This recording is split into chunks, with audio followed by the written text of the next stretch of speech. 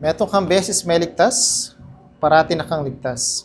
Sabi na kang 1 John chapter 5 verse 13, "These things have I written unto you that believe on the name of the Son of God, that ye may know that ye have eternal life, and that ye may believe on the name of the Son of God."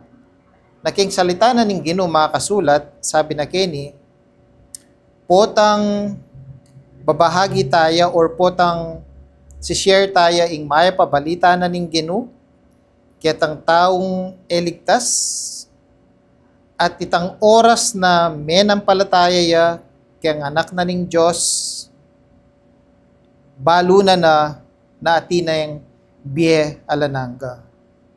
Na itang oras na menampalataya, itang pangako na ning Diyos na biye alananga, at yun kaya. Na kalupa na kayang libro na ning Romans, sabi na kini, "Shall believe in thy heart that God had raised him from the dead, thou shall be saved." Na ketang puso na ning tao, itang taong menampalataya nga ita, nung balo na meniwala ya kayang puso na, balo na ligtas siya. Pangadwa, ing puso na ng itang taong menampalataya nga ita, ing ginawa kakit na ing puso na nitang taong ita. At nung menampalataya, ing ginubalo na naman, ligtas siya itang taong ita.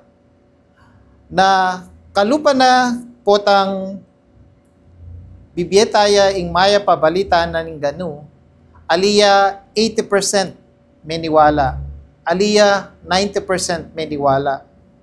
Nung ika kayang sarili mo, anyang dimdami ing maya pabalita na ning Ginoo, 100% kang meniwala, 100% ka namang atinang biye alananga.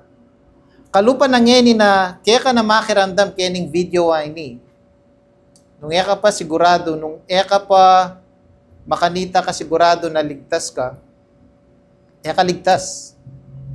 Pero itang meto nga tao na kabang makiramdam niya kayang video nga ini, makanita ya menampalataya kayang puso na ing Ginoo dinina na ning biyala nangga, itang tao nga ita ligtas ni.